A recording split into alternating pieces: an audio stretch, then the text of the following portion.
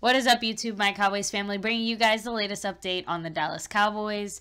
Give us just a second while we check our audio once again. Hopefully, no more YouTube issues. YouTube issues this time. Let's see, guys. Let's see. How's the audio on that? All right, so it looks like the audio is good. YouTube is still not good. So, guys, if you are just joining us here for the first time, make sure to hit like on the stream if you haven't already. Make sure to hit subscribe if you haven't already. We do post daily content on the Cowboys. We like to live stream our reaction to every single Cowboys game. And we like to do these kinds of daily news updates, live streams, and discussions with you guys.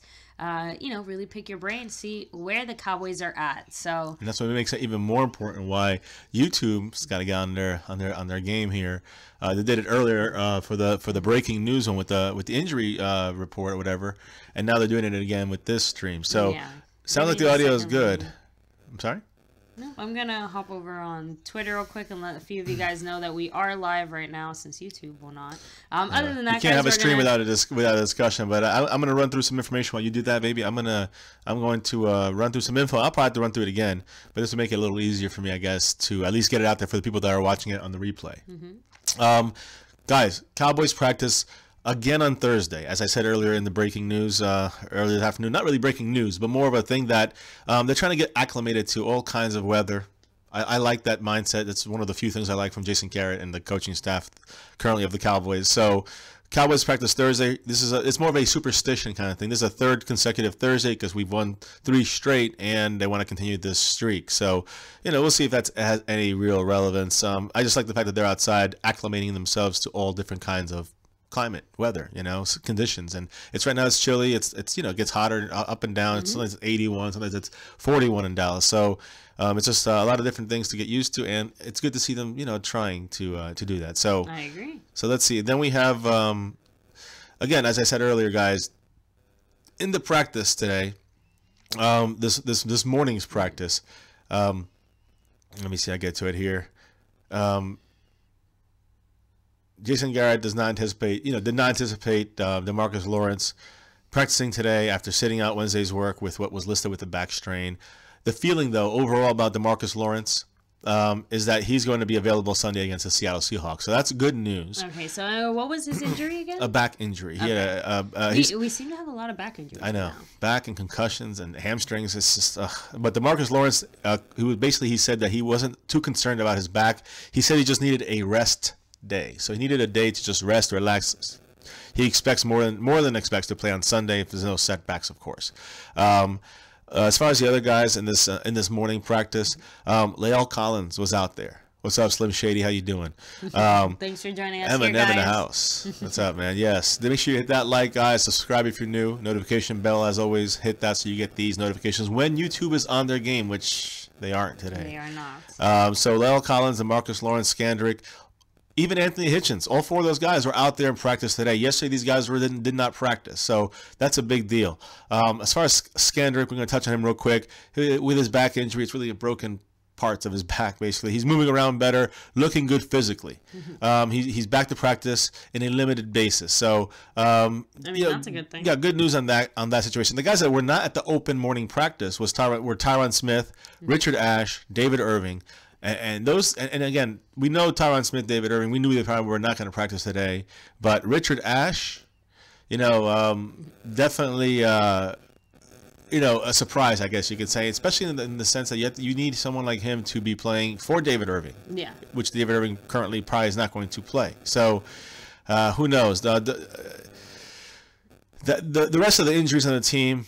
All right. Again, Richard Ash was a new participant to the injury report, as it did not practice today with a shoulder injury. Just to be specific about that, it was a shoulder injury for Richard Ash. We're not really sure how severe it's going to be. We'll find out, I guess, more tomorrow. But yesterday, of course, he was full go, so we don't know. Bryce Butler was limited today. He expects to play on Sunday. Also, Malik Collins. With his foot, the usual with him, he was limited, but he's always going to play, and we need him to play very well this time. We do. So, and T, thank you so much for joining us. What's up, Tobias? How you doing? Let us know if you got the notification from YouTube. Looks like YouTube's a little bit What's up, guys? Broken right now. Jason G said, hope y'all are not bad mouthing me. Not yet. Not yet. We didn't get to you yet. You still got time, though. Don't worry. Make sure to stick around for the whole stream. Yeah, guys, you start to get the notifications because we haven't gotten on ours yet. So I'm just guessing that YouTube is just very slow and delayed. Hopefully, later on, you guys can rewatch the beginning. We already went through some things. We'll probably go through them again in this stream if it does, whatever we can get. Going with this, and if we get more people on this stream. Right now, YouTube is not sending out notifications, so it's unfortunate. But I'm still getting the news out to you guys. So make sure to hit like if you are watching this later on, or if you're watching this now, and subscribe if you haven't already, guys. So back to the rest of our injury report. Hey, and Billy Sarducci, thank you so much for joining us here. He says, "What is up, my Cowboys family? Thanks for the constant updates. You guys rock. Thank you. # worth it with that $10. Thank you, Billy. Once again, coming through with the big 1-0, the 10, guys, and if I get my little chart over there, I'll be able to we'll grab that in just a minute. But and then T, awesome. I'm glad to know that Twitter worked out here. So it looks like a few of you guys did get a notification, but we'll definitely be using Twitter a little bit more to kind of balance out YouTube's brokenness. Guys, make sure you follow in case when we have a down situation. And I don't know if you guys are just getting it now. Yeah, see, now you're getting the notification. Thank you all for joining us. Rack City, Hello Newman, Angel Nava, T, everyone's starting to come in. And Jack Walker. All you guys, thank you so much for joining us. And a huge thank you to Billy Sarducci, who I think, I have to check the stats. I think might have moved to 3rd place and might have bypassed Cowboys Abroad, who's been there #1 for a while. So, wow, guys. All right, so we're still rolling here. It's all right. No, it's in there. Just. All right, so let's see, guys. All right, guys. All right, so I'm here. Let's go ahead and just kind of touch base real quick on, the 1-2 things that we did already mention. Let me see. Richard Ashe was added to the injury report with a back injury, guys. We actually have a lot of players on our injury report. We're going to be comparing some stats between, of course, our Dallas Cowboys and the Seattle Seahawks, see how those two teams really match up. And, of course, just kind of going over the rest of the Cowboys news, guys. I mean, another Cowboys practice. We had, a few guys that were involved, a few guys that definitely were missing, a few guys that are expected to still play this weekend that did not practice today. Well, we're hopeful. We're not sure. Yeah, we're hopeful. It's going to be interesting to see. Tomorrow's practice is definitely going to be, a very big deciding factor. So make sure to hit the notification bell. We're going to be posting any live updates that we get. And thank you so much, Rack City, for joining us. Let me see. Cowboys family. $20. Let's talk Cowboys. Kevin Bilbo, thanks for joining us. And yeah, Rack City. I'll have to catch on that later. Thank you so much. And either way, guys, whether you donate or not, please know that all you guys do support our channel by being here, joining us, spending time with us. Thank you, guys. But for those of you guys who do contribute financially, thank you so much. We appreciate Yeah, we talked. Yeah, Little Jay and I spoke yesterday about the special thing that we got kind of in the mail. I heard her specifically asking for $1 million, so get on that, guys. Right? Yeah, no, but I did. You know, we have some stuff on the way, so people like Billy Sarducci, anybody gets to contributes, donates, whatever you want to call it, $10 or more, guys. Thank you so much. We're gonna send it out to you, but once we get it, and we'll make sure we're trying to. I don't want to slip. I almost slipped a couple times. So did Little Jay. So you know, we're trying to keep it under wraps until we actually get the product. But it's a customized situation, and we hope you guys enjoy it. So thank you all, though, for subscribing, for liking, and for donating, guys. Thank you. It's going to go to the channel in many different ways, and that is one way, because we are, putting a bunch of that donation money into this thing to go back. So we'll see how it goes, guys. But thank you, Billy Sarducci, big time. I'm going to say some unfortunate news, though. Yeah. So guys. Let's get back to the Cowboys. You are three. Well, the unfortunate news is that he's 3 behind Cowboys abroad. So just letting you know. Just letting you know, you couldn't move up, but you're close. You're very close. 3 behind, if you know what I mean. So there you go. So guys, injury report. Let's start it. Well, you kind of went over it already. The ones who did not practice. Yeah, just a few ones that we mentioned earlier, while some of you guys still were joining us. David Irving and Tyron Smith were the only, and of course Richard Ashe were the only 3 that did not participate in the open practice of the media. And that's usually like an open walkthrough. It's not really padded too much. There's not really much stuff going on. Now, one thing the Cowboys did do differently, I think for the last 2 or 3 weeks, they've usually have their Thursday practices indoors completely. I think the last 2-3 weeks they've been practicing outdoors on Thursdays. Right, that's the other thing we spoke about. It seems like it's working. The Cowboys like it. Yeah, it's a the superstition good thing. Going, and they're practicing outside again. So just a little. It's a superstition thing, according to Garrett. But I also think that it actually maybe it's a conditioning thing. Correct. As well. It acclimates them to different kinds of climates and weather. So I think sunlight in their eyes. Well, no, sunlight in their eyes, but just saying. When it's 40 degrees out and you're going to New York and it's going to be 40 degrees, what better weather than outside in the real, temperature and kind of same feel you're going to have in New York. So, that started with the Washington game. They did it to the Giants. They did it last week for the Raiders, and now they're doing it again. So, hey, good luck. Every Thursday we're still going outside. That's awesome. But as far as the practice, that was the second half of the practice that's closed off to the media. Excuse me. Richard Ash was listed as did not practice. He was new on the injury report with a shoulder injury. Yeah. The reason it's noteworthy is because David Irving also did not practice with his concussion. And yesterday he came out with a statement saying that he's still suffering headaches. Yeah, so from that concussion. He posted publicly saying that he's still having headaches, but that other than that, it's just a matter of him recovering. It does seem like he did have a concussion earlier this year, which, is either contributing to obviously his recovery now or just from the team moving forward with getting him involved. Obviously, we'll keep you guys updated as that progresses, and hopefully David Irving starts to feel better. Yeah, I mean, that it sounds like a Rico Gathers situation, which is troubling. That it's something that's really affecting him on a continuous basis daily, and that's something that could really stop someone from not only not playing the rest of the season, but maybe the rest of his career. Yeah, and affect him for the rest of his life outside of that. Yeah. But Late Night Cowboys Talk, thanks for joining us. Luke Weatherly, you as well. Then Jason G said, nice Felix Jones jersey. And Hello Newman said, can y'all give Jay Deuce a shout out? He's going toe-to-toe with cancer. Jay Deuce, man, cancer's butt. Something in LL also, they did something for him. And I don't know this guy too much, but I've heard, the situation. We feel, our thoughts are with you. And, we hope that somehow you just keep fighting, man. Never quit like the Cowboys. Exactly. Get inspiration from that. And kick cancer's butt. Yeah, man, that's it's always sad to see that something like that happen. So, yes, hello Newman. Thank you for letting us know about that. Now, back to the injuries to the Cowboys, the things that we can follow here and talk about. Did not practice Richard Ash. He's supposed to be replacing Irving. Irving did not practice again with the concussion, as we said, and the other did not practice that was meaningful was Tyron Smith, the tackle, guys. And again, I don't expect him to play with his back still, they call it still a back, always a back injury, but that right knee, that LCL, lateral collateral ligament that was strained or sprained, that's going to keep him out probably 2 to 4 weeks, maybe, which basically means the season. So, I mean, they haven't officially said anything yet. I don't expect Tyron Smith to be out there, but it would be fantastic to see him just giving it a go, giving it one. I just hope he doesn't do any further damage, But he did not practice as well. That's a big hole. But the good thing, guys, and I tried to say this earlier in the stream, Byron Bell, number 75. I don't really like him too much. He's not the best guy there at tackle, but the fact that every Wednesday he's been getting reps with the first team. Because Tyron Smith always takes a vet day on Wednesday. It's always been the regimen by them. And again, if you look at the last couple of, basically the last month or so, Tyron Smith really has not practiced much during the week.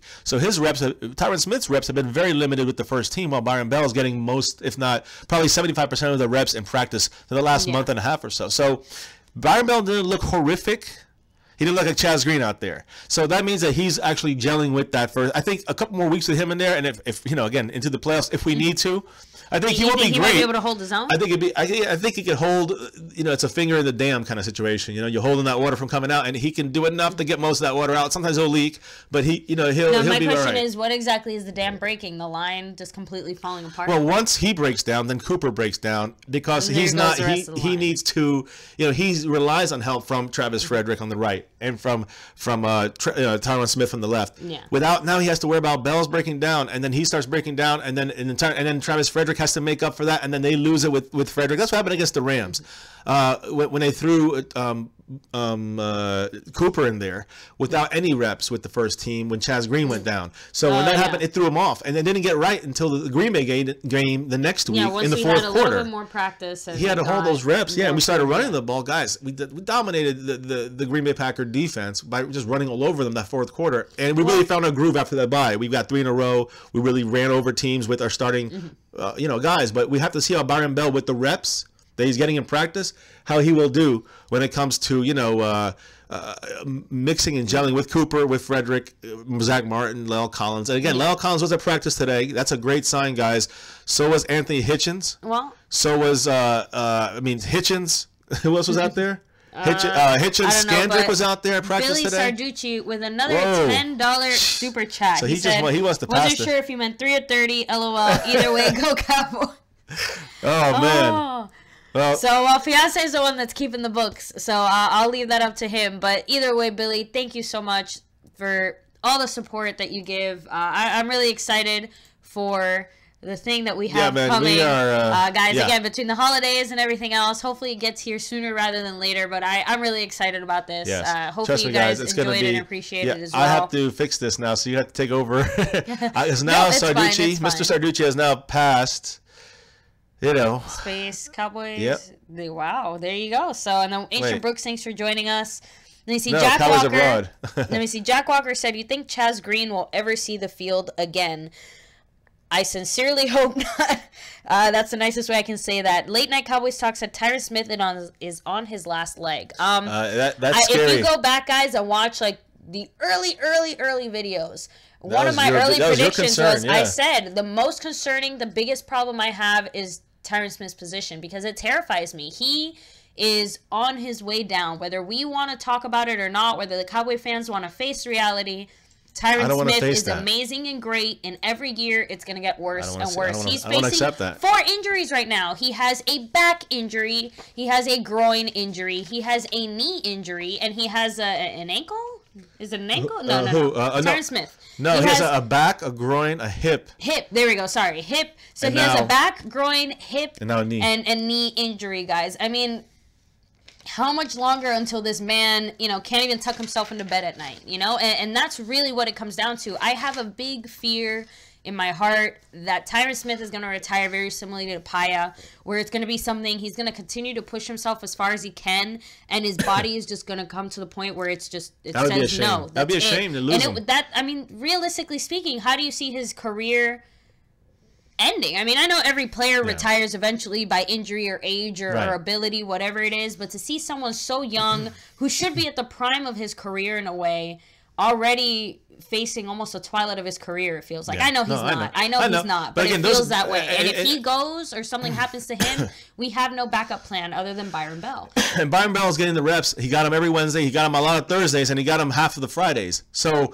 for the last month and a half. So I feel good about this situation with Bell. I think he'll be better than he was last week even. No, we're going to see improvements, but again, we have to think long term. Exactly. And I agree, for sure. That's something we have to address in the offseason and really see where it's going to take us. I do want to address Jack Walker.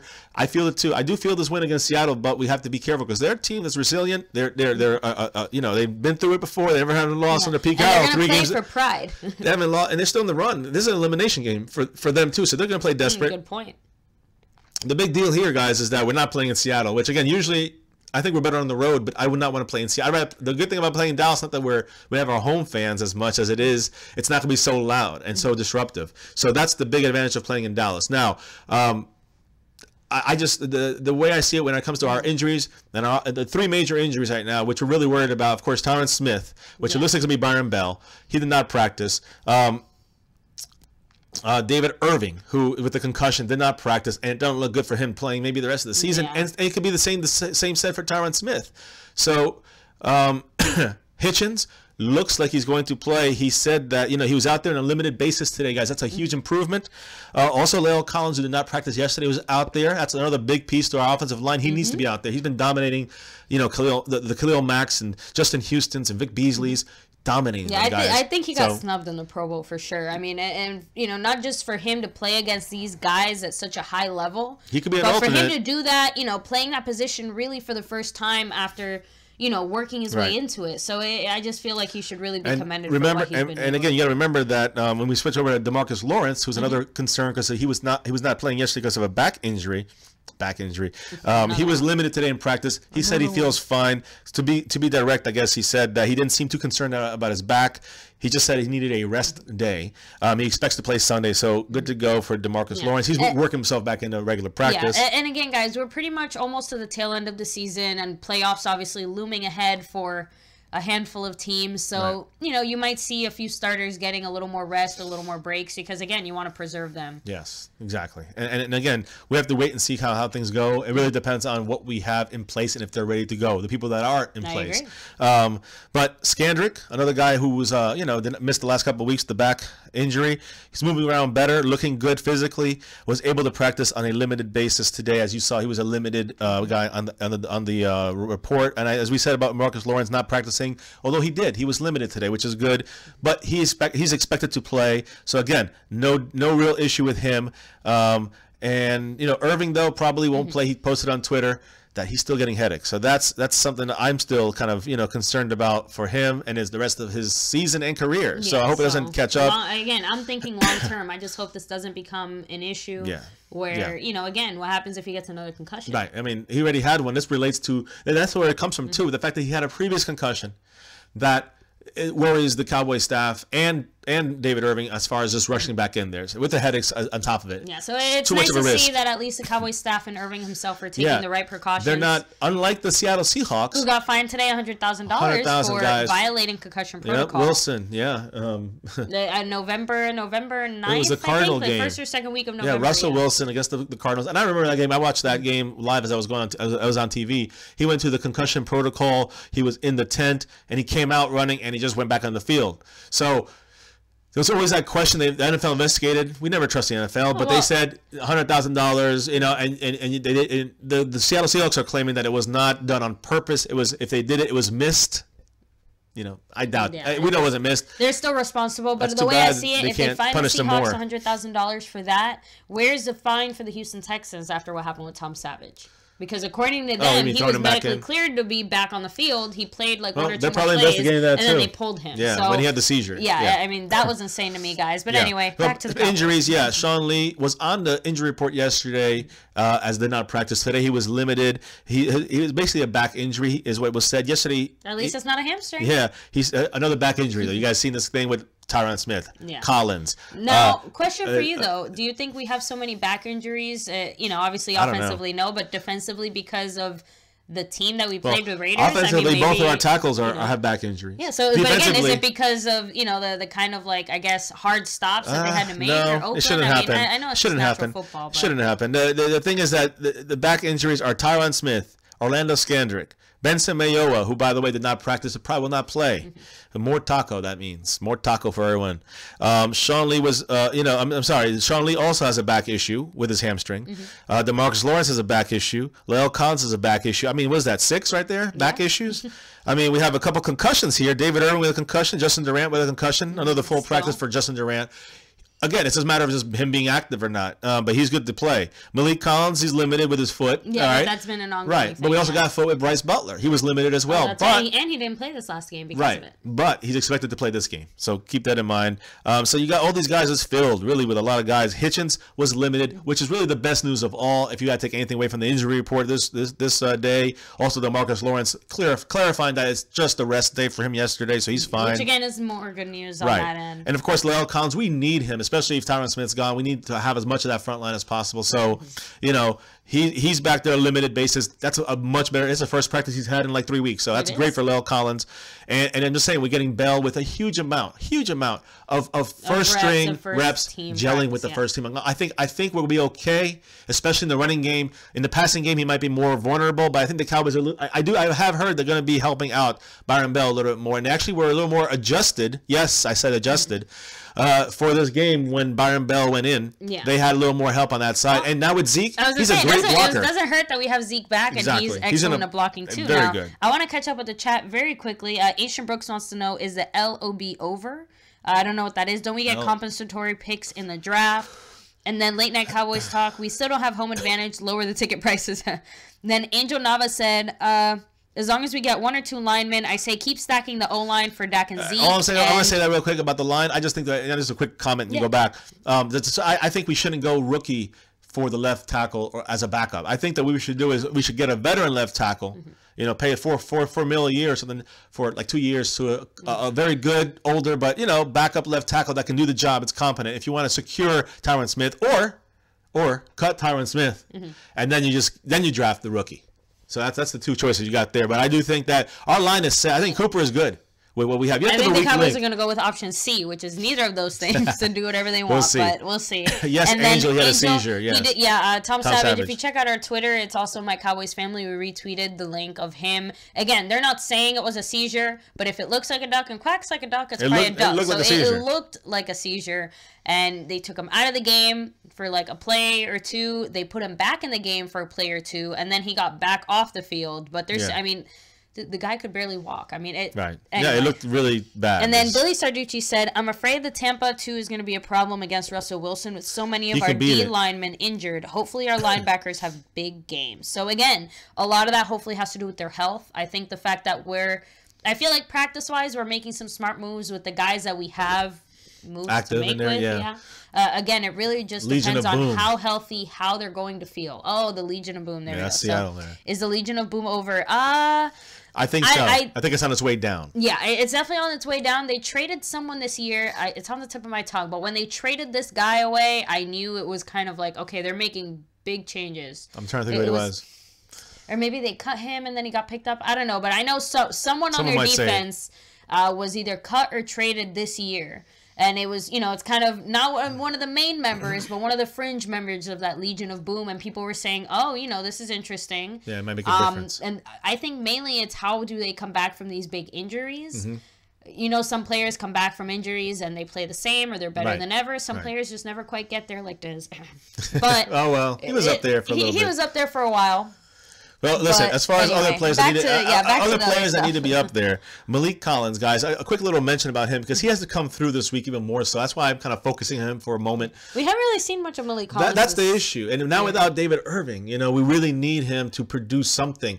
And again, Seattle's run game is not the greatest. I'm gonna go through that with you guys in a moment with the stats. I know you're gonna kind of blank out a little bit, some of you guys, but it is important to go over some of these stats. It's interesting to see how we compare. Yeah, how we match up with this team and how they match up with us.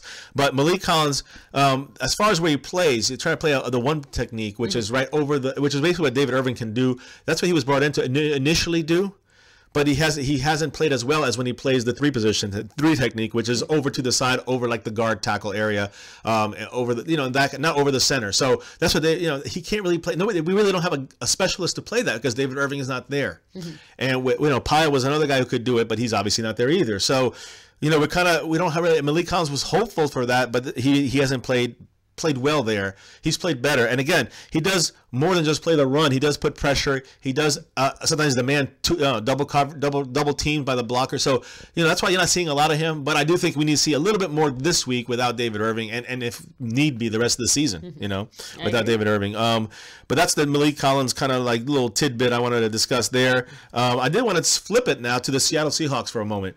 Michael Bennett, guys, Michael Bennett, Martellus Bennett's brother, older brother. One of the I guess I don't know if you call him Legion of Boom, but one of the Seattle Seahawks defensive kings in that defense, and you got to be careful. He's a hard-hitting, great defensive lineman there, and he goes, I think Ezekiel Elliott is a once-in-a-lifetime type running back. Obviously, he can do every single thing that you can do as a running back. He's a special talent. When he's in the game, the Dallas Cowboys are one of the hardest teams to face in the NFL, and that's not just in the running, not just because of his power running, which he did show them in Seattle in his first game ever in the NFL in preseason last year. But, he does this by establishing possession and extra yards. Instead of losing yards or a yard, he gets 2. Exactly. He gets the extra 3 yards, which then makes... And a play where another running back might lose yards, he managed to somehow turn it into like a 1-yard gain, which is still, again... one of the many advantages he has over Alfred Morris and Rod Smith and when McFadden was here. So he does that better. He catches out of the backfield better than all 3 of those guys. Rod Smith is good. Amazing. Right. Rod Smith is good out of the backfield, but no comparison to Zeke and blocking. That's the biggest out of all. He's the most complete. And someone said this yesterday. I don't know if it was Shallow Howe, somebody else said that he's the most complete running back in the NFL, and I don't think you can doubt that. He gets 1,000 yards. He's about 109 yards per game average away from getting 1,000 in 10 games. That's the last thing you miss from him is the superstar effect, because the other two guys are not going to really break it for a long one, but he will. He can do it at any moment, and everybody got to focus on him. It's kind of like you said, and a lot of you guys have said before, without Zeke on our team, who's the scary person on our team or on our offense? Yeah, I mean, no one it's hard to stands out once you stop Dak, it's kind of Zeke. Yeah. Now, yes, I agree, Billy. It's going to be a problem with Russell Wilson. He is they're most of their running, and we're going to talk about the stats now. Most of their running yards, I don't think comes from the running backs. It comes from Russell Wilson. He's the danger. So we got to stop him. He's the key. Hopefully our linebackers have big games. I believe we will. Both guys are in, Hitchens and Lee. Hopefully that's what's going to happen. And then on top of that, we're hoping that that our defense can slow down those linebackers. Jalen Smith is in there. Jalen's going to have some speed and get in there and just, I think, rock out as well. I truly think so. So I think that we're in good shape, when it comes to stopping the run. But I think we're going to have a specialized linebacker this game. Whoever it may be, Jalen Smith, I don't know who. Someone's going to be there, and it's going to be a little wrinkle this week. It's going to be that Deacon defense style thing, but instead of using Justin Durant, who did it last season, it might be like Jalen Smith. And his job will be stop. If Russell Wilson runs, you got to you shadow him. I think Jalen Smith has the speed to do it. At least, definitely now he has the speed and the mobility to do it. So DJ Crown J, thank you so much. It's another $10 super chat. Yeah, I mean, this is becoming very interesting right now. Again, guys, I know I joke around and I always say when we started this channel, I thought it'd be like us two in a microwave or something, but seriously, you guys blow me away with all your support and all the stuff. Keep feeding the beast. The lead. You know what? If our game plan for this weekend isn't give the ball to Zeke 40 times, then Cowboys, you're doing something wrong. Yeah, we got to run that ball, guys. Win this bet. That's the key here. That's the key in this whole thing. What's up, Chase? Help the Cowboys impose their will again. Dallas Cowboys forever champions. What's up, good fella? What's up? What's up? Simon and Christ just keep feeding the beast. That's right. Yes. And David Seahawks have improved the running game with Davis. That is true. But I do think most of it's going to come from Russell Wilson. Yeah, and Chase, thanks for joining us as well. I just want to give a quick update above. DJ Crown J is pulling away in first place. Not all the way away, but he's definitely pulled away again with another big $10 drop. Space Cowboy, second place, hanging right in there. He's barely about 15 in front of Billy Starducci, who's rising up the charts right now. And then Cowboys Abroad still there with his Jeff Heath donation, which is awesome in memory, in support of him. And X Factor did donate as well. Thank you so much, brother, for doing everything you do and helping us with those subs, man. Much love. I just want to have to say that to give a special thanks to them, and also special thanks below, guys. Top spot goes down here for a week. Their business, whatever. You guys are definitely battling out for that. There we go. You guys are definitely battling out for that. Sorry, it's flipped. So I'm like.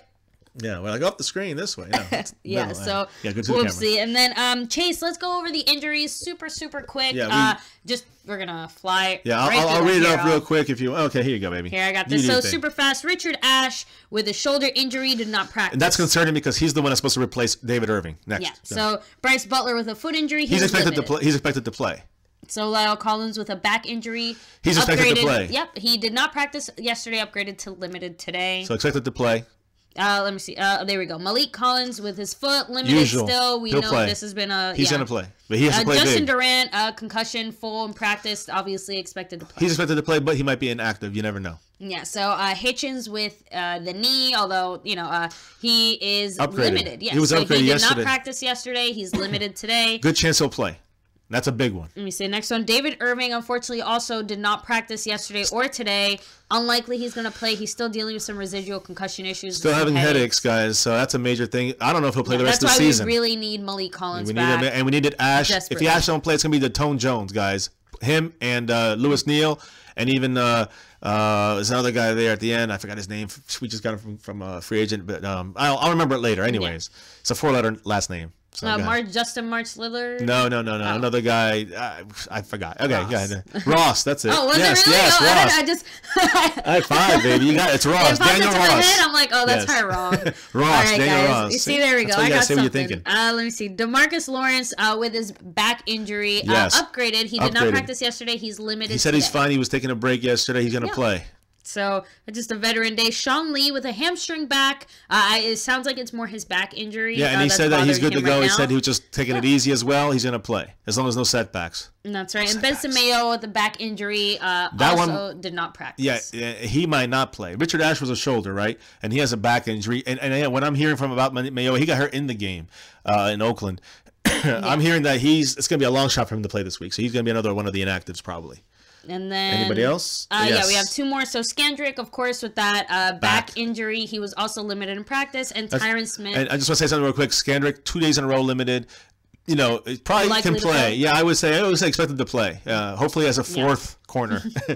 So I have to say we've actually been doing all right without Orlando Skandrick so point. far, but I don't know if that's the teams we faced or the fact that our rookie stepped up. No. I mean, look, the rookies are stepping up, and Skandrick would have blown some of those plays as well. But again, have him out there as another piece. It's always nice. I just hope he doesn't take one of our rookies out, out of the mix, because we need those. I think we need at least those 2 up front, and Woods, like Chidobe Awuzie and Justin Lewis up front with Orlando Skandrick, and our 4th can be either Xavier Woods or Byron Jones or even Anthony Brown coming there as the 4th. But we need Xavier Woods mixed it up back there. And the safeties, at least, with Kevon Frazier as well, Jeff Heath and Byron Jones mixing it up as well. So we got a lot of guys, a lot of pieces. Yeah. So but who else is on the list? The most important piece, the most sad piece that we're missing is Tyron Smith did not practice with the hip, groin, back, and knee injury, but mainly, obviously, the knee injury right now that's the big one. The bigger issue, guys. Unlikely that he's going to play, but we'll see. We'll keep you guys updated on that. And then let me catch up with a few comments. Good fella, thanks for joining us. I don't know if I said what's up yet. What's up? Mike Molina said Zeke will have a heavy workload, and that's no problem. Feed the freak. Exactly. We need to 30 do it. 30 plus he just carries. Spent 6 weeks saving all this pent-up energy to be released on the field, guys. It's going to be, Billy said it earlier. I'm excited. He said he hasn't been this excited since Emmett's 2-game holdout in '93. Angel Lama, no, we are not. But save it for the question and answers coming soon. Yeah, guys, we're going to be doing our big Q&A. As soon as Little G is back to 100%, he's feeling much better. Not quite there yet. As soon as he's back to 100%, guys, we're going to be doing our Q&A. Only subscribers, so you got to subscribe. Yeah, and Angel, we are not Mexican. No. But we are Hispanic, so let me see. Give Zeke the ball 70 times. Exactly, Simon. The more the better. That's what DeMarcus Lawrence said. Lots of questions for your jersey, baby. Oh yeah. No, I'm not. Yeah, I'm gonna keep it this way, guys. Because what's his name? Darren Woodson, best safety, baby, and that's why I'm wearing it. Represent the safeties, the defensive backs. That's what we're doing here tonight. So hey, you know what? Your next safety jersey is gonna be a Cheeto or an Awuzie. Or a Cheeto. A Cheeto. I was thinking about that. I want to represent 33 TD 20%, but I would love to do it with Cheeto. That would be pretty cool. And once in a while, if Cheeto's gone, I'll just say, hey, we got TD. I'm wearing TD. Yeah, so, you know what? I'm getting a Chris Jones jersey next. Chris Jones the man. I'm gonna get 4, 5, 6. Let me see. Please don't bring back Skandrick. He's awful, said Jack Walker. And then Chase, we already answered you as far as Tyron Smith. You kind of asked it, and we were already answering it. But just quick update: it's unlikely that he is going to play this weekend. Yeah, DJ Crown J, you're right. Tyron is all banged up. Yeah. Anthony Purple Mixon, Gaming, what's up? How you doing? I hope not. Who? He said, you think David Irving will for the Eagles? I'm guessing play for the Eagles. No. But listen, so guys, I did want to jump for a second to the Seattle Seahawks injuries. I have a really light report on them, but some major names here. Bobby Wagner, linebacker, did not practice today. Michael Bennett, as we spoke, he spoke about Zeke, a major defensive lineman. He did not practice today. Jimmy Graham did not practice, and Earl Thomas did not practice for the Seahawks. Those are major names. Don't get too hyped or happy about that. There's other guys. Linebacker, I think a safety, a corner, a couple of guys that are more banged up, but they're not premier players like these guys. But these guys didn't practice. It's something to take note of for a Thursday practice. We'll see how it progresses. Bobby Wagner was the most injured out of that group, if I recall correctly. So it's something to keep an eye on. And again, flipping back to Zeke, because Bennett had spoken about Zeke. Zeke is 217 yards away from 1,000. If he's able to get that 109 yards, 108.5 yards per game, 109 yards per game, the last 2, if he gets that, that'd be a pretty amazing feat in a 10-game season for him. 10 games, he's going to get over 1,000 yards. That's crazy. He wants to get 200, and I bet he may with Eric Dickerson against the Seahawks. Let's see how that goes. It'll be interesting. And again, I would feel very upset if the Cowboys don't do everything in their power to help him achieve that goal. I can't wait to see what the Lions going to do, and I hope we do run 30 to 35 times at least with Zeke. So I will personally say if we run any less than 30, I would say a minimum of 25 times, and that's a minimum, and that's Zeke. I agree. I mean, if we do any less than that, then we're embarrassing. Even if we win, we deserve to lose. We deserve. Oh, don't say that. I don't know. Just all these. Just saying it. Just you're bad planning. Real quick, I'm gonna run over to the. I'm gonna go really quick to the. Well, before we do the stats, I do want to say something about how we reached the playoffs, guys. Hold on a second. Yeah, and Cowboys X Factor, thanks for joining us. And we absolutely appreciate your donation. Seriously, the fact that you took the time to support the channel, we're definitely going to keep sticking with Cowboys X Factor if that's what you want. Whatever you want, dude. You got it. But thank you so much for not just for that, but you really helped get our channel out there, and thank you so much, bro. Chatting so much with us here. Check out the other names down here below. Right here, these are our, a lot of our supporters, a lot of people that helped us out, a lot of people that have been here since the beginning, a lot of mods that are on here helping us out through the, from the start. So thank you all, special thank you, shout out. Again, visit their pages. South of Heaven sells jerseys. You got Cowboys X Factor, got a great site. You got Space Cowboy 17 has a great site. He's also a donator above. That's right. LL Cowboys Legend 27, guys. He puts some great stuff out there as well. You guys know Law Nation, Mark Holmes, and Shango. I'm sure you guys know those names. They have shouted us out and helped us out in different ways as well. So that's big, and we appreciate them. You guys, down to the newest subscribers. So thank you all, guys. And anything you can help, whether it's through watching the ads or hitting the donation thing, the super chat, we appreciate it. That's why we have that above us. And anybody over $10, you're going to get, as soon as we get it, we're going to show you what it is. It's a special little customized trinket that we're going to get to you guys. You'll see what it is. We think it's pretty special. We think it's pretty cool. We're really excited about it. We hope you guys are too, at least some of you guys, and represent my Cowboys family out there. Yeah, so in quick side note, I'm excited for the Pro Bowl. We're around a month away. We're definitely going to be putting out some great content for that. And if any of you guys are going to the Pro Bowl or any of the events leading up to the Pro Bowl, definitely let us know. It'd be pretty cool to see you guys there and say hi. Yeah. Now, guys, Weapon X88, thanks for joining us as well. And let's hop right back into the news. Yeah, I see Bailey Tarhushi. That is cool. The autographed 8x10 of Darren. Represent, man. Darren Woodson was one of the best at his position. Anyways, playoffs, guys, real quick. We go over this every night, but I'm going to go over it real quick again. We have to win out our last two games no matter what. So let's assume that happens. We have to have the easiest path, in my opinion, would be Atlanta losing 2 games. Detroit losing one of their last 2. So Atlanta has to lose their final 2. Detroit has to lose 1. That's the easiest way. Another option would be winning our games and then having Carolina lose the 2 games. Detroit losing 1. No matter what, we need Detroit to lose 1. And the other option would be New Orleans Saints losing 2 games, their last 2, and Detroit losing 1 of their last 2. As we said, it has to be Detroit. The one way it's not Detroit is if they win out, Detroit. And we win out, but Carolina loses their last 2 games, which would have to be Tampa Bay and Atlanta, and New Orleans loses their last 2 games, which would be Atlanta and Tampa Bay. So that would be the other way we get in, which is probably the least probable way. There's one other thing I wanted to stress. I've been passing this around all over the Twitter and stuff like this. I think it's just something cool to kind of not that it's serious that we're going to make the playoffs or anything, but wouldn't you guys just love to have a Christmas present, a pre-Christmas present, a Christmas Eve gift for all Cowboy fans if somehow the 1 o'clock games in the East Coast, but the early games of Sunday, if 3 of those games go our way, and you guys know what I'm going to say, all right? If somehow, and again, this first one, expected, all right? Atlanta going to New Orleans and losing in the revenge game where Breeze gets his revenge on the Falcons. That happens. That helps us tremendously, in my opinion. I agree. That's a step towards the Atlanta Falcons losing 2 games. But we can control our own destiny still. Listen. If the Tampa Bay Bucks can upset the Carolina Panthers, all right, that is even bigger than anything else. We've seen stranger things happen. Yes. Finally, Detroit slips up against Cincinnati. It's in Cincinnati. If they play for their coach, who's leaving, and he get Lewis, and he gets out, and they play hard for him. You never know. We're hoping. I'm hoping. The Cowboys stars may align, guys. Yes. If those 3 things happen, guys, what happens is Detroit cannot catch us if we win out. So that means before our game kicks off, if these things have happened, we are at the later game. So remember, these things will be over. When we kick off, if Detroit loses, they are behind us. We win out. They can't catch us. Okay? And if Atlanta loses to New Orleans, we can't catch New Orleans, but we don't care about them. They win the division, basically. We want them to win. And Carolina loses, and Atlanta loses. They play each other the final week, which guarantees that one of those 2 teams will have a second loss. Exactly, which means that we automatically would get the 6th seed. If all those other things happen, we get the 6th seed, and obviously whoever wins that Atlanta-Carolina game would get the 5th seed. Yeah. So, and that's the thing, guys, is that's the only way we control our own destiny. Now, look, I'm just kind of throwing it out there for fun, something to root for on the early games, but Hey, what if something happens and a miracle occurs and Tampa Bay upsets Carolina in Tampa? I don't know, guys, but we'll definitely be keeping an eye out and watching. And what if the weather's really bad and Stafford has a bad game? Cincinnati pulls out a win at home, for their coach. That could happen. And then New Orleans winning the revenge game against Atlanta. If those three things happen, officially the Cowboys. Well, officially the Cowboys control their own destiny, and that's the most important thing. If we have that opportunity on Christmas Eve, yeah, if that happens to us on Christmas Eve, guys, we better win the damn Seattle game. We better beat the Falcons. I mean the Falcons. We better beat the Eagles. These birds, man, they're messing with me. Seahawks and Falcons and Eagles. I'm sick of them. Roast them all. Beat the Seahawks, this week at home. Go to Philly and destroy them.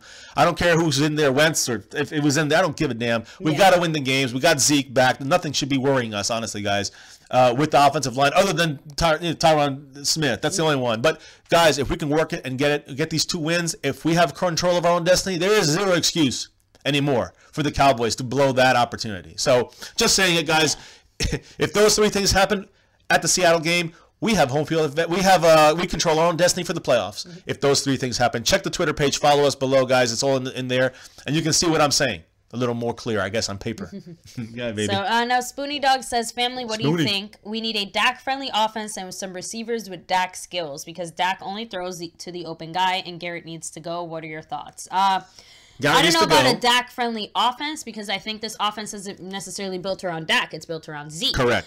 But I do agree that Jason Garrett needs to go. That's 100%. So if you've been on our channel any length of time, you guys know that. So X Factor says, what is the turning point of the Cowboys season? Most say it was a Switzer fumble. I've heard that too. If we miss playoffs, I say his punt return for a touchdown if we make it. I'm going to disagree. As much as I want to say the Rams game, I'm going to actually say it was a Green Bay game right after that. Because remember guys, we had 2 losses 2 weeks in a row, very similar situations. The first one, you can almost say, okay, rookie mistake, we were dumb, whatever. But with Green Bay, lost momentum there. It was, I don't know what to say. So let me say it this way.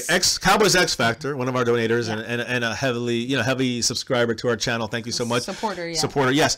I got to say this. He says it was a Switzer fumble in the Rams. I agree. That started a bad momentum slide. I agree with you that really hurt us going to the bye week, losing to Green Bay. But I'm going to overrule both of you and say it was the Atlanta damn game. The Chaz Green disaster. If we win that game, we are in first place. And I think that it was 10-7 at the half. Recall this, guys. It was 17-7 and Nugent missed the field goal. To make it 10, it would have been 17-10 going into the 4th. It's a different game, and that's with Chaz Green in there. If we had Tyron Smith, we win that game. Yeah, you're right. It would have been a very different game. And that, to me, we were on a 3-game winning streak. That turned the tide to really put a damper in our season when Zeke the only gone. difference is because Cowboys X Factor said, what's the turning point? I guess, Right. Well, no, but there's that's 2 turning points. There's 2 of them because we got back on track after the bye, and we just won, and we looked freaking Super Bowl style, guys. Our season looks like a heart monitor somewhere, just like up and down, up and down. That's with the heart attack at the end. We've all been dealing with that. But I mean, that's what I'm saying, though. It did. You understand when that 3-game stretch, and I know the competition was easier, but during that 3-game stretch, even against Kansas City, and they're not easy. They're going to be a playoff team. We really ran roughshod over all these teams. Whether it was the Redskins, we took control of that game, and when they were hurt, but they were still in the middle of the thick of things, running for the NFC East. San Francisco was having their problems. We blew them out like we should, and we looked great doing it. And the same thing was for the Kansas City game. We kind of blew them out, guys, and we kind of controlled that game. Yeah. And again, when we hit the Falcons, and without Tyron Smith and without Zeke, and the whole combination of things happening has imploded that game. That to me is the turning point, the full turn. It was like a 180, but then it was like a 90-degree turn, but it took us over 180 once that Falcon game really hurt us. I think that hurt us the most out of all. I mean, the Packer game hurt the most because we could have definitely won that. Right now, we'd be controlling our own destiny right now if we won any of those games. And not just that, but think of it this way: like the Atlanta game was one of those games that I wasn't sure if we were going to win. And I'm not saying Green Bay, I thought we were going to win, but I definitely think we had a better shot, I guess is the best way of saying it. But I think it's also the fact that at that point, remember, we weren't at the spot where we needed to beat Atlanta to control our destiny. There was still a lot of other things that could have happened. That's true. And if we won that game, Green Bay, obviously now Carolina kind of did it for us, but Green Bay wouldn't have even been in the talks. I just feel like the season and our confidence even going into the Atlanta game, just a lot of things would have gone differently right after that. And I think our mentality going into the bye week might have been differently. I agree. No, it definitely changes the whole perspective. And again, and not just that, but, it would have taken a little more advantage of the fact that we had Zeke. I mean, that's one of the biggest reasons yeah. I think that we lost as well. We never took advantage of Zeke when we had him in those first early weeks. You know, he definitely got shut down more than normal in the beginning of the season. But again, he started to pick up steam, and then we kind of stopped using him, and then now he's suspended. Now he's back. Exactly. Hopefully, we let him just. We used him better in those 3 games for sure. Definitely did a lot of did a lot of work in those games. They felt the pressure of him going to be gone more than the first set of games that he had. Those first 4 was disastrous compared. You know, and even though we won, first 5. we went like. It wasn't that great until like 3-3 or even 4-2. We won a few. You know. We beat the Giants. He didn't do that great. He hit like 90 yards. He beat the Cardinals. We didn't have that great a game either. Yeah. And again, the Broncos got shut down. As you know, that was a horrible game. That was bad. And the Rams, he didn't do that great. But against the Packers, he did great, especially that last drive. That was the Zeke turning point, where Zeke finally looked like Zeke again. Even though we lost that game. Yeah, of course, the 49ers, it almost doesn't feel like it counts, but it does. Much big thank you to Simon, man. Thank you. I mean, we try to do our best, man. So thank you for. I'm glad you enjoy the channel. Buddy Johnson said he looked up the Detroit Lions. They allowed 500 yards. We're gonna talk about again, so hopefully the Bengals can do it. Yeah, let's run through some of these. Finish these questions real quick, and then I'm gonna run through some stats, guys. I want to definitely go through before we log out of here. But much love, guys. So all you guys who donated above here, you see the thing there. DJ Crown J is way ahead. Space Cowboy, though, is still in striking distance, in my opinion. Yes. I mean, Billy Sarducci is right behind Space Cowboy by 15. Cowboys Abroad, very close to Sarducci. Yes. And Cowboys X Factor rounding it up, the top 5, man. Thank you all for helping our channel grow in many different ways. And you know. Dan Bailey, lucky number 5. Yes, 5. So, guys, stat. Oh, go ahead. Hit the thing DJ Crown J said, what if Linehan had shorter routes for the receivers? Dak would be a lot more accurate. Correct. Now, yes, but it kind of comes back to, you know, what is the focal point of your offense? And that's the thing. I think that the Cowboys themselves need to decide what their own identity is and focus and work around that. Because I think part of the confusion and the reason that, some things haven't been successful is because the Cowboys still can't decide if they're a run-first team or if they want Dak to be, this superstar slingshot. The team that Jason Garrett was supposedly spoken about this, that he built is a run heavy team. Yeah, he shies away. We go all the way down the red zone and then we start throwing. Or once in a while he'll get a running drive and you just steamrolling down the field. Nobody can stop us. Exactly. Even if they know it's coming, they can't stop us. You got to continue doing that if you're the Cowboys. I don't give a damn about the pass. But once, that gets stopped a couple times, or once you see that they do things to adjust, then you adjust. And then you use that to you throw the flea flicker in there, guys. And that's where you score touchdowns with Zeke, not with Alfred Morris, So I think that's the kind of stuff, it's like they have some good ideas, but they just don't know when to use them. It's like the way they use Dez the same way. They got ideas. They got 3 ideas for him, but they don't use them in the slot. So DJ Crown J, Linehan could run shorter routes for the receivers. I think, but in a way, it almost doesn't matter because I still don't think we're going to be using those receivers the best way. I don't think the routes that we're running are working, and if they were, we'd see it. I guess that I don't know. That's just I don't understand that, Rex. That he's saying $50. You're obviously joking, right? So, I don't see any super chat, but thank you though for attracting our attention. When Billy Sarducci said, "I'm just thinking after the end of the Oakland game that this is it. I don't know, like destiny. I'm feeling good." And that's the reason I think is because so many things had to go right for us to get to that one moment, and for us to win this game was just. Insane. They played it again today on NFL Network. I watched little parts. Actually, after picking up a little Jake from school, and now our official winter break has started. We watched the end of that game. It was just just to watch it again was really unbelievable. And honestly, that to me. That has to be one of the top 5 craziest play. I'm glad we were on here, guys, with you guys watching it because that was an insane. I watched that over and over again on our live stream. Yeah, touchback. But I mean, it's just. I mean, it was immediately touchback. I knew it. It was. I don't know if anybody else knew it as fast as I did. Maybe Sean Lee. I don't know. But I was just like touchback. I knew it. And the thing was, guys, literally, if somehow we get in the playoffs, somehow we make a run, and somehow we get to the Super Bowl and win. I'm just saying, it's all because of that one play. I will then say Jeff Heath is the GOAT.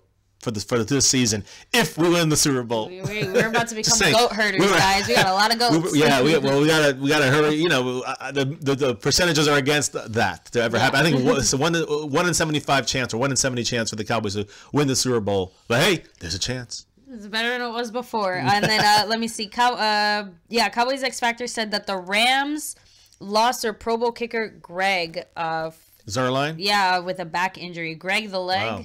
Yeah, he's good. So, He's one and of the then better Buddy kickers. Johnson said I had Carolina beating Tampa Bay and Atlanta losing 2 games, Detroit losing 1, New Orleans winning 2, and we would still get in. So Buddy Johnson, again, there's a lot of different ways that the Cowboys can make it to the playoffs. The ways that we try to present it are either the most likely or the most, I guess, realistic, the ones that are most likely to happen, just because the other ones are too much, like, you know, if the stars align. But there's a few different paths that lead to the playoffs for. And what's up? I'm a hater. I did the say. Hey, Knight, thanks for joining us here. It's been a while. Yeah, man, it's been a while. NYC 2007. We know what it is. Listen, no, I wanted to say something here. The stream's lagging. Is it lagging? Is it messing up? Sorry, guys. It looks like we had a little bit of a lag for a minute. At least on my end, it looks like it fixed itself. But let us know if it's still lagging. It should have been just kind of a... We'll keep it like this. I'll be watching. It should. Right now we're showing green, so it looks like we're good. But we'll double check it. If there's a lag, there's one thing I can do to fix it if there is. We've had these issues before. Hopefully it's fixing itself now. Let us know if it's still lagging, though, guys. If it's still glitching. If it is, then that's a YouTube issue because we're good on our side right now. I'm looking at it right now. It's so laggy. So, guys, back to the football. Let me talk about some stats. Check for me if it's lagging or not, because I want to make sure I'm loud and clear. Again, except there was like a little 30-second chunk there, but still lagging. Looks like we're all right. No. Yeah, no, it's good now. Yeah, those okay, we're good. Okay, almost. Oh, now look at us now. So hold on, guys. Give me 1 second. I'll be right back. Maybe just hit him with a couple of questions, and I'll be right back. We're back to green again. But all right, so yeah, guys. So here, the lag is real. Exactly, late night Cowboys talk. We're good. So all right, guys. Either way, fiance is gonna go ahead and fix around some settings. Hopefully, get things working all right. Andrew DeCall, thanks for joining us. Hey, my Cowboys fam. By chance, did you guys get a chance to look at Shango's vid today talking about Jason Garrett? Not yet, guys. Again. Got lots of stuff going on at home, but we'll have to check it out. But let me know what Shango said. If it's anything like what we're thinking, then bye Jason Garrett. Let me see. But yeah, guys, shoot me some quick questions while fiance is off fixing the internet.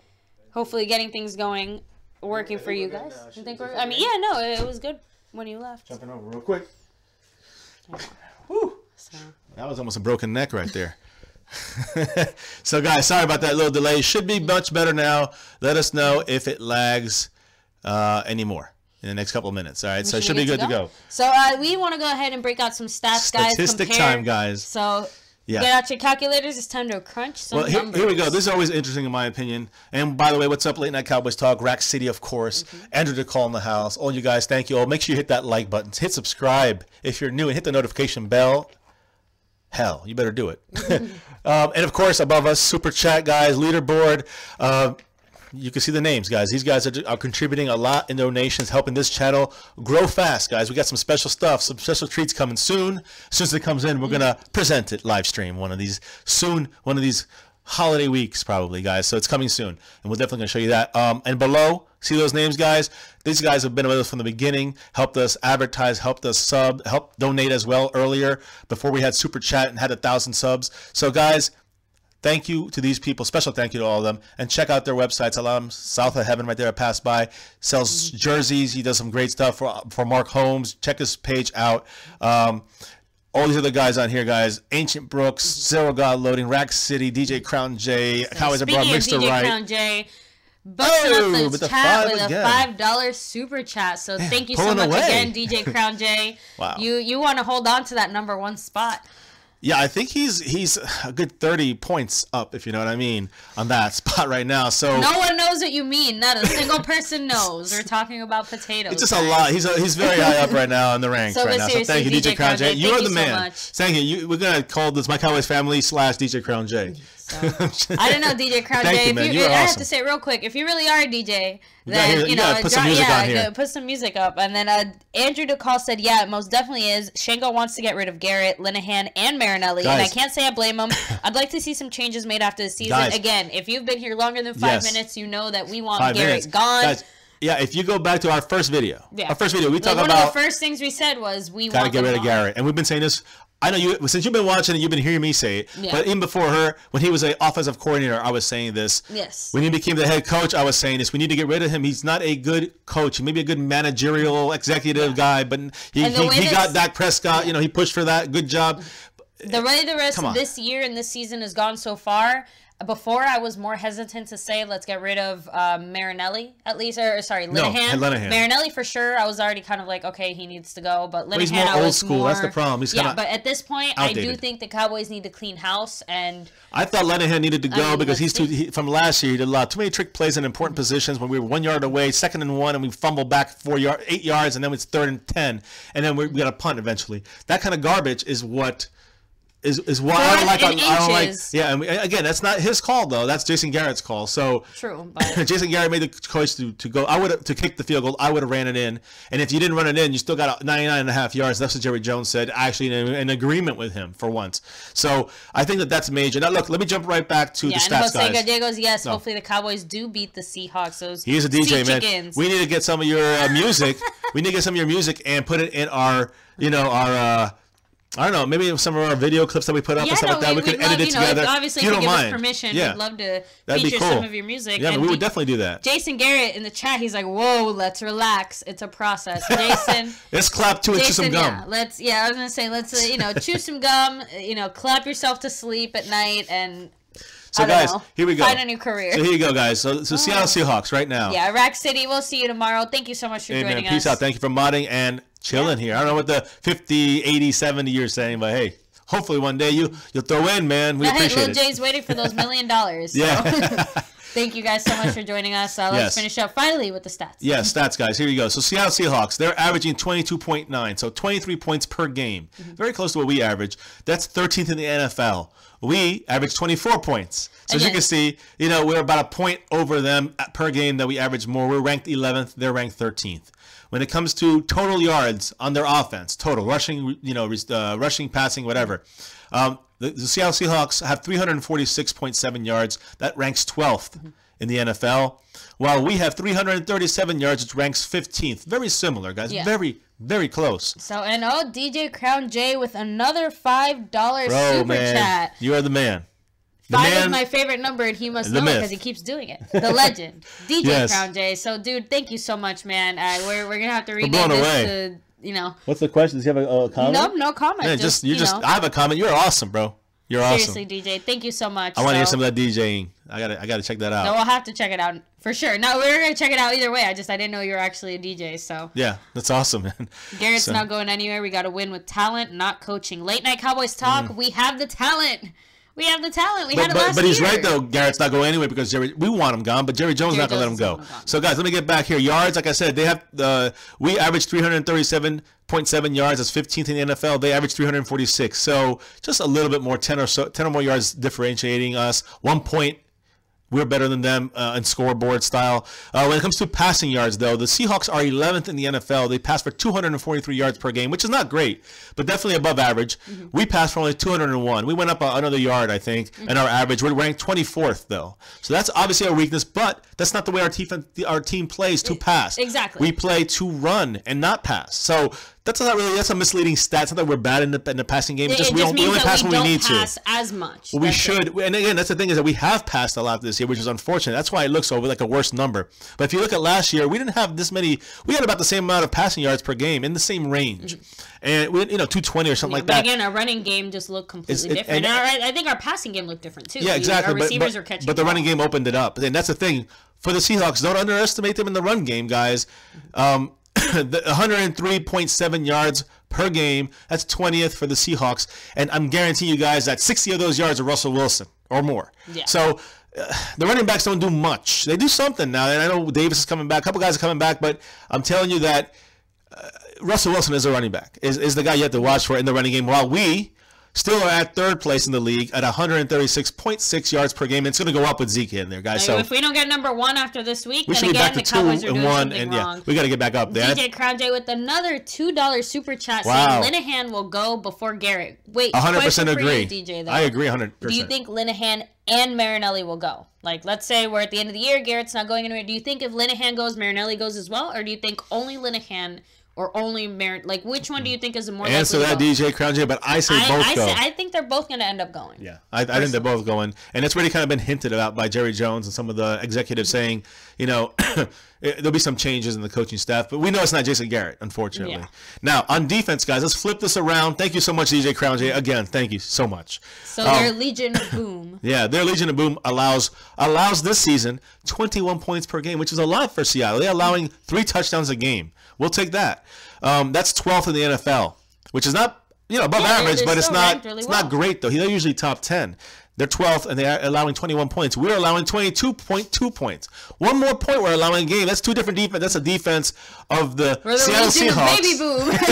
But seriously, guys, when you look at those, when you look at those, just that one stat or those one number, you can really get an idea of, okay, they've had their issues. Speaking, even with they've had their issues, and we have but too. The fact that our issues on top of our young players and all the other struggles injuries, we've had, the fact Sean that Lee we can boast that we have Irving. a stat like that, you have to again, give those guys and the talent they have a lot of credit there. And again, think about that: 21 for them, and we allow 22, and it's just separated. And they're 12th, and we're 17th, so we're about the same. And that shows how much of a differential there is on just a point.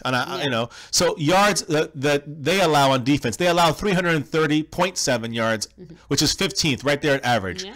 We allow 338 yards, 8 more yards than they do, guys. We're 18th in the league. They're 15th. But again, that's pretty impressive much right for our there defense. With them. Yeah, I agree. With all the struggles we've had, we're right there with them. But they've had struggles too.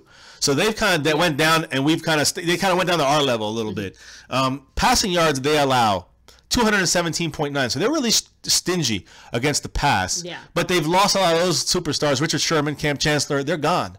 They got Earl Thomas, who's back there a little bit hurt. So they lost a little bit of that Legion of Boom. And so I think those passing yards come from maybe they're so low because of the first half of the season when they had all their guys in. It's kind of been going up slowly.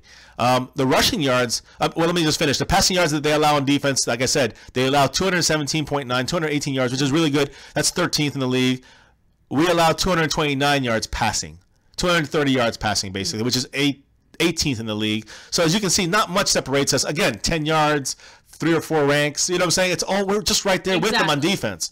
And then finally, guys, rushing yards and they allowing, and that's the key stat because we have that 136 per game that we get.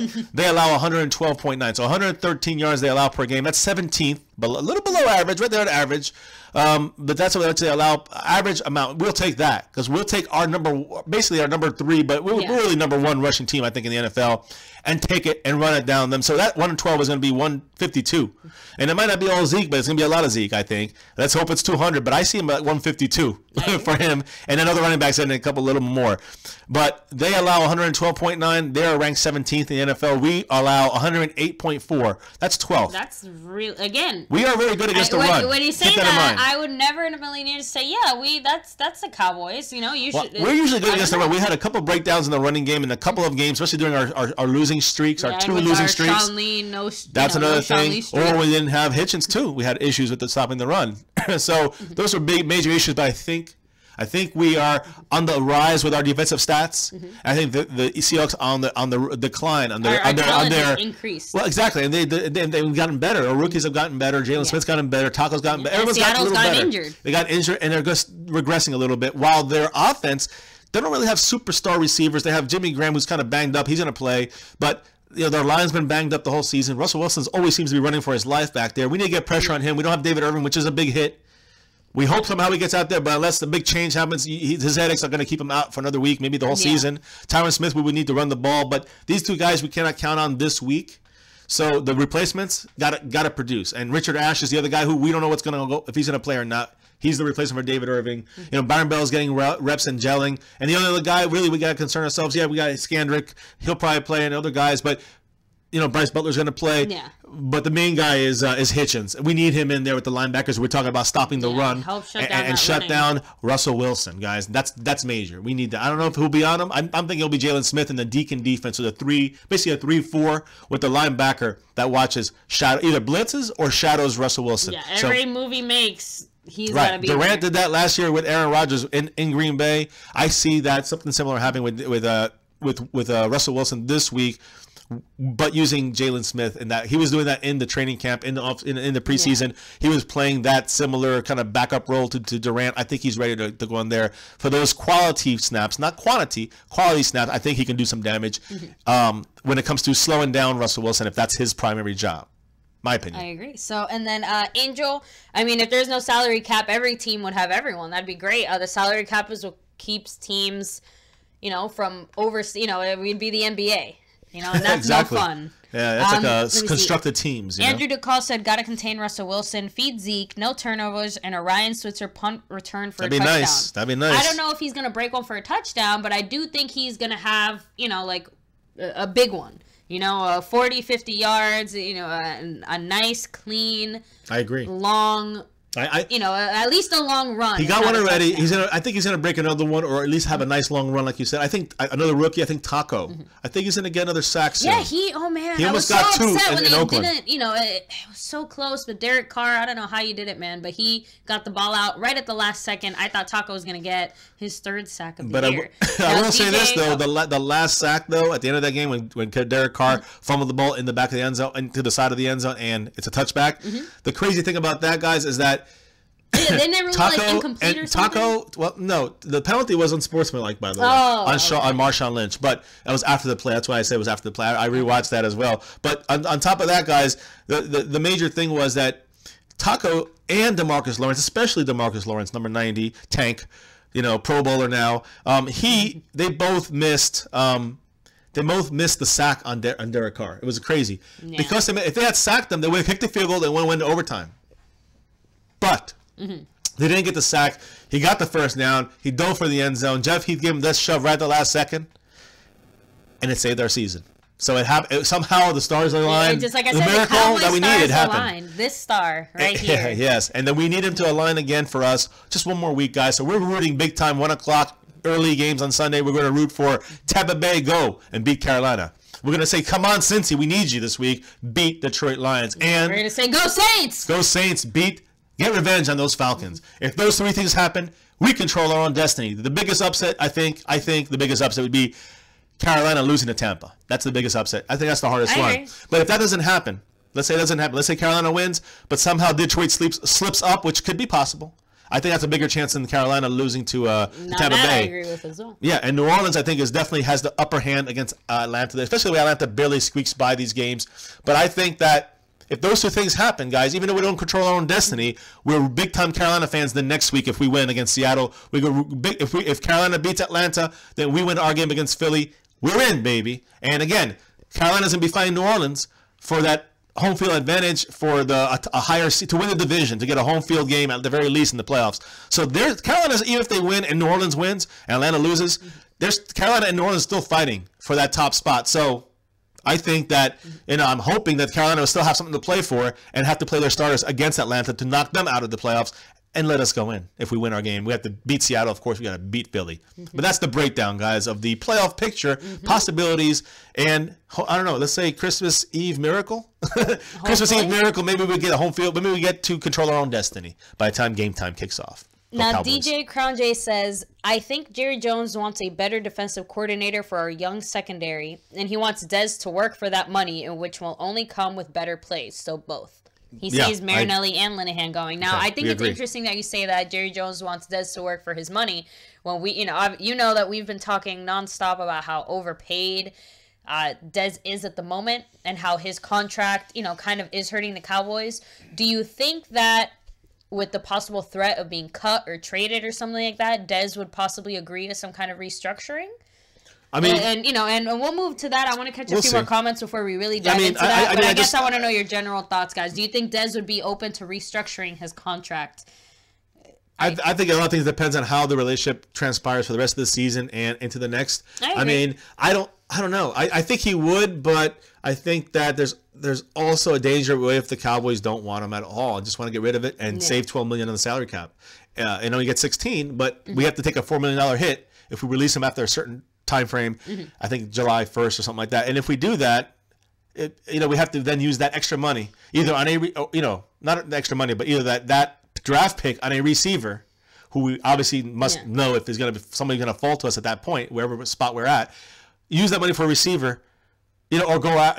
I'm saying either use it in the draft or go use that money for a high-priced receiver, Devontae Adams, something like that. We can get a little cheaper than Dez, but hopefully. I don't know. We'll have to see what the market's like. But again, we'll see.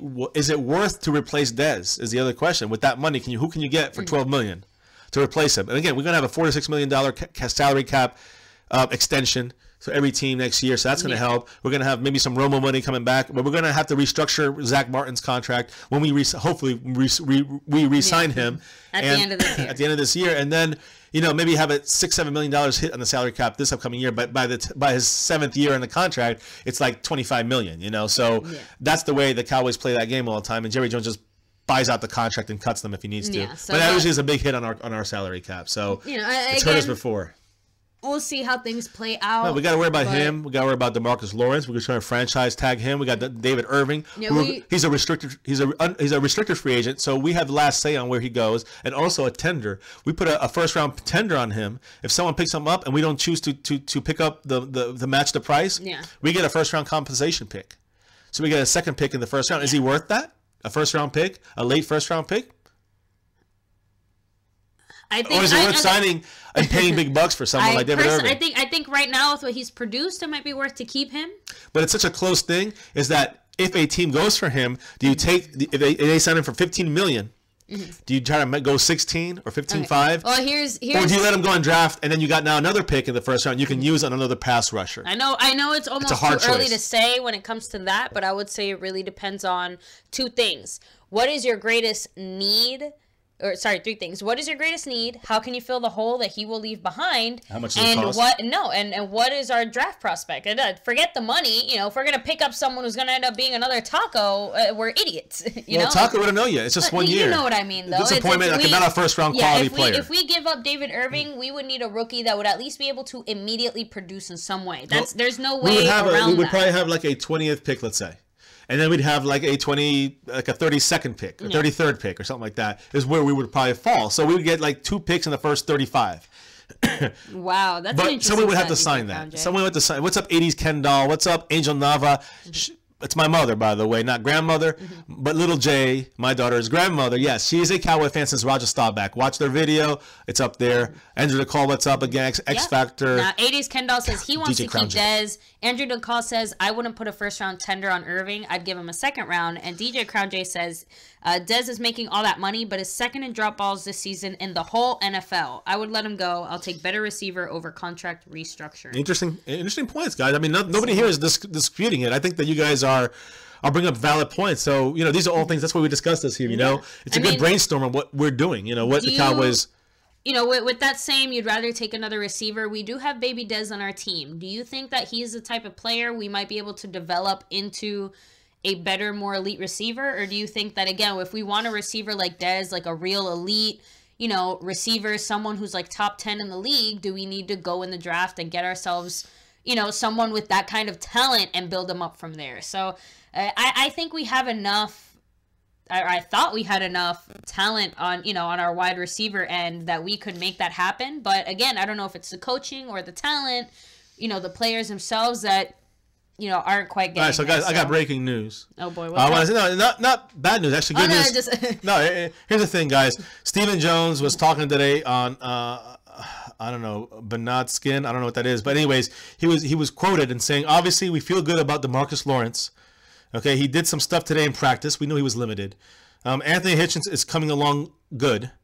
And actually, I think we have a shot at Tyron Smith playing on Sunday. Oh, wow. So, guys, breaking here, guys. Tyron Smith has been upgraded to maybe playing, not just out. So that's good. Now, here again, I hate to be the devil's advocate. I know, but what if he's having a bad game like last time? Not just a bad game, but what if he plays this one and it means he can't make the Eagles game? When you have those two games and you really think about it, which game is the most important? If we don't win this game, next week's game doesn't even matter. Nope, doesn't matter. I mean, unless all these other 3 teams lose, then we're in the same thing. It doesn't matter anyway. Where they all have to lose again the next week, and I don't think that's even possible. Actually, it would be possible. It's just too complicated. Yeah. I don't know if we'd even have a chance, honestly, guys. Oh my gosh, Cowboys X Factor. I'd hate if the Seattle would be out. Seattle would knock Irving. us out because we lose tiebreaker to them. So yeah, if we lose, we're out. Because Seattle would bypass us in the. Andrew DeCall, I'm not trying to bash Taco. I'm just saying that there's a difference. Yeah, there's a difference between he's not a plug and play player. See. He's not a player that was kind of, I don't want to say ready to go either, but I just think that if we get a wide, he just needs to have. Here's the thing. Let me define it for you because this is what I heard. You're better at this. But we disagree here. We're disagreeing. Well, then go away. Who cares about your opinion? This is my Cowboys family. No, what I think, I actually agree with Andrew DeCall because I'm not bashing Taco. I don't want to say I'm bashing him. I think I said 4 sacks under over, meaning I think 4 would be the most he would get, if that. But again, I think he's going to get that 3rd soon, at least. I think he'll get at least 1 more in the next 2 games, hopefully 2. And it comes out with my prediction. But my point is about Taco is, if anybody expected him to come in there and become DeMarcus Lawrence, you're wrong. You can't think that way. He's still a developing pick. I think he was maybe drafted a little too early, and I don't think many people are going to say I'm wrong about that. But I think that he's still a quality pick, just maybe an early 2nd round, mid-2nd round pick, which the Cowboys drafted early. Zeke. I think we've been spoiled by Zeke. Just the fact that Zeke was... But it's different position. That's the thing. I know it's a different position. The thing also is that he's not the kind of guy. He had like half a year starting at defensive end on a consistent basis. He was more of a future prospect. That's why I think people want to see a 1st round pick. He's in there and he's playing and he's a superstar. It's not going to happen that way. Not where we drafted him at, and not the player he is. He's not there yet. He needs a little more time. And I think next year you're going to see a huge improvement from Taco. Kind of in a situation where if Jalen Smith was playing last year without an injury, I think you would have seen a similar kind of increase from like, kind of shaky in the beginning of the year to where he's at now. I think that, next year you're going to see Jalen Smith being close to a Pro Bowl style linebacker, guys. I think if he continues to develop the way he's going, I think we'll talk about Taco the way we talk about Jalen Smith this year. We're going to talk about Taco next year. He'll start off a little shaky, and then he'll start attacking and get some sacks. I truly think that's the way it's going to work with these guys. Our defensive backs have come through more than we've, have thought it would be possible, and they're doing fantastic, all 3 of them. Xavier Woods, the law. Yes. Okay, Lewis, Awuzie, and Woods. And even though Woods is a corner, a safety, he plays corner as well. I give credit also to Byron Jones for holding the little bit of glue back there for the defensive backs. I give him credit. I know people don't like him. I don't like Heath. He saved our season. Great. He needs to do more to stay in this team, in my opinion. And, he's definitely heading in the right direction. That's the first good thing I'll say about Heath in a while. Kevin Frazier, all these guys back there, our linebackers, it's Sean Lee Hitchens. We need to keep these guys healthy in there. And I think we do that, and we keep our line, we get Tyron Smith somehow in there, or Byron Bell playing all the snaps and gelling. If we can get the running game established, no matter what, we win the next 2 games, and we got to see what happens with the other stuff. We don't know, but we put ourselves in the best chance we can with what we've given. We're given for the rest of the season. Yeah. I mean, if we do somehow win out, guys, so that means we won our last, 5 games in a row to end the season? And again, they're not easy games. I mean, the easiest team that you could say we faced was probably the Raiders. The easiest? Like in this last Giants? Well, I guess technically they would count, but again, they're a divisional team. Okay. No, I know. I'm just saying. I would still say the Raiders out of all those teams. I'd say Giants, but comparatively speaking, because again, when it comes to the Redskins and the Giants, they're divisional teams. They could play like hot garbage all year, and they're still going to somehow play us. I know, and they'll know us better, but they were hurt. The Giants were majorly hurt. The Redskins were majorly hurt on the offensive front. So my point is, I just think that we hit those teams when it helped us the most. We actually, if we beat the Eagles, we'll go 5-1 in the division and still not make the playoffs. Possibly, it's insane, guys. So we dominated the division, but what does that get us? Nothing. Doesn't matter. In the end, wins matter. And gold star. We lost. We beat the Giants and Redskins like we're supposed to. It's not a gold star for that, and then we didn't beat the teams we needed to. That makes a difference in the playoffs. The Rams, the Packers, the Falcons, and the Eagles we lost, and the Chargers. Again, similar situation when we lost Zach Martin. We had Tyron Smith back. We lost Zach Martin. Joe Looney didn't know where the hell he was. He looked loony out there. So, lost. Yeah, that's the thing, guys. It's just those little things make the difference. Those games, Falcons, 10-7 at halftime. We were losing, close game. Eagles, we were up. I think 9-7 that game. Cowboys were winning that game against the Eagles. The next week against the Chargers, we were down 3-0 against the Chargers on Thanksgiving. Guys, all 3 games we got our butts handed to us. All 3 games we were in it at halftime, and some of them into the 3rd and almost 4th quarters. We're very much so in these games without a major lineman missing, without the coaches prepared, and without, of course, Zeke and without Sean Lee. Yeah. These are big things we're missing, not excuses, facts. And so when you put it all together, guys, we've stayed afloat, and a lot of that has to do with Dak Prescott, in my opinion. I agree. A lot of it has to do with Anthony Hitchens. A lot of it has to do with DeMarcus Lawrence and even Byron Jones to some extent. And our offensive line, the guys that have battled through there, Cooper, got to give him credit. Of course, our Zach Martin, Travis Frederick, of course, and most of all, La'el Collins for coming through as we started this channel when he started learning the right tackle position. All right, so we've been at it at the same time, and La'el Collins is much better at it than we are at this. So La'el Collins deserves huge kudos.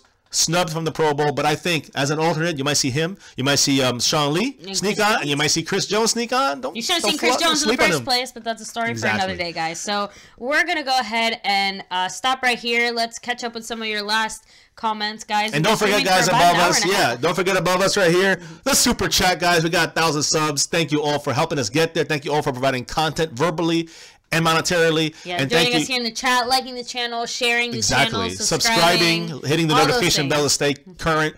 And guys, below here, all the shout outs, special shout outs for the week. The winner above will be below with their business, with their, with their advertisement for their thing. Because they're my Cowboys family. I want to help you guys out as much as possible. And any of you guys that want to donate, hit the super chat. We have a Patreon account.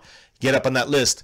All right. Right now, it's a close one, but there's a lot of awesome donations. So we thank all the guys above and all the guys below, to both sides of us here, and myself too here. Yeah. Thank you. Thank you. So, yes. So guys, Andrew DeCall, thank you so much. Cowboys X Factor, Brian Bradford, Football Nerd. Yeah, Football Nerd, Late Night Cowboys Talk, 80s Kendall, Buddy Johnson, DJ Crown J, of course. Angel Nava. Sorry, give me 1 second, guys. Let me see. Jason G, Rack City, Coach Jose Gallegos. I'm a Hater, Buddy Johnson, Billy Sarducci, Simon and Christ, Weapon XE, Spoonie Dog, all you guys. I can't scroll back any farther than that, but seriously, it's a lot of you guys. So Ancient Brooks is here, Sleepy Dog, Sleepy Dave. Yeah, X Factor always. Yeah, no, Cowboys X Factor says he wears glasses like us. If not, you're blind as a bat. Yeah, we got our glasses. Let's say for the Q&A. Sometimes some contacts. Yeah. Well, so another fake punt this week. Brian Bradford, I don't think so, but maybe we'll see another one of those. Chris Jones sees it, he might do it. It's up to Chris Jones. What? If we make it to the playoffs, I do think we'll see another Chris Jones passing play. How about that? That's my crazy prediction. That'd be awesome. I'd love it. Honestly, I'd love to see it, just to see the Cowboys again trying something new, doing something crazy, taking some chances. So and Sleepy Dave 585, I like the comment. It's funny. Maybe in my 20s I would have done it, but you know what? No, we don't do that. We don't mess around like that. This is a family-friendly channel. At most, you might see me smoke a cigar or something like that, but I don't. As family-friendly as possible. We try not to curse. Sometimes it slips out, but we usually are 99% family friendly, and we have our own kids on this stream. So guys, plus, we have them make appearances. So we try to keep it family. We have some of their friends on here as well that are watching us. It also sounds like a bad idea because guys, don't forget, the internet is forever. It does not forget. It's true, guys. We don't get drunk and look stupid on here. Now it's cool, but when you're all old geriatric in a nursing home and all your little nursing home buddies are looking up your old YouTube videos and they're gonna see you acting like a dumb butt. It's just, no, guys, no drunk streaming. But hey, for the Super Bowl and stuff like that, we always have a good time, partied up. So we're not gonna get drunk though. Yeah, so wild and crazy with our Dasani. But guys, seriously, thank you so much for joining us here tonight. Make sure to join us as well tomorrow. Hit that notification bell so you do get the updates when we go live, and also make sure to follow us on Twitter. We're gonna be posting there as well when we go live. Subscribe too? No, I thought you handled that part. But guys, hit like on the stream if you haven't already. It does help out our channel, and subscribe if you haven't already. We do post daily content on the Cowboys. We live stream our reaction to every Cowboys game. We're gonna be bringing you guys tons of great content throughout in the off season. For the off season, other sports, other sports, family stuff, other things, guys. But always number one, Cowboys stuff. So thank you so much for joining us here. Have a great night. Happy holidays. Enjoy this time with your family. Yeah, guys, and thank you for special thanks to Billy Sarducci and DJ Crown J. Thank you both for and X Factor earlier today for all you guys, but especially DJ Crown J and Billy Sarducci. Thank you guys for really helping out the channel monetarily, and everybody else who watches the ads as well. But you two specifically who are above battling it out for first place. Thank you. We still got a couple days left. Christmas Day, we announced the winner for week 1. So guys, thank you. Again, special thanks to you guys, and special thanks to the guys below. Check out their sites. That's right. But guys, never forget. Never, ever forget the most important thing ever on this channel. Go Cowboys, baby! Woo! We'll catch you guys next time. Thanks for joining us. Good night. Much love, guys. Stay safe. Go Cowboys.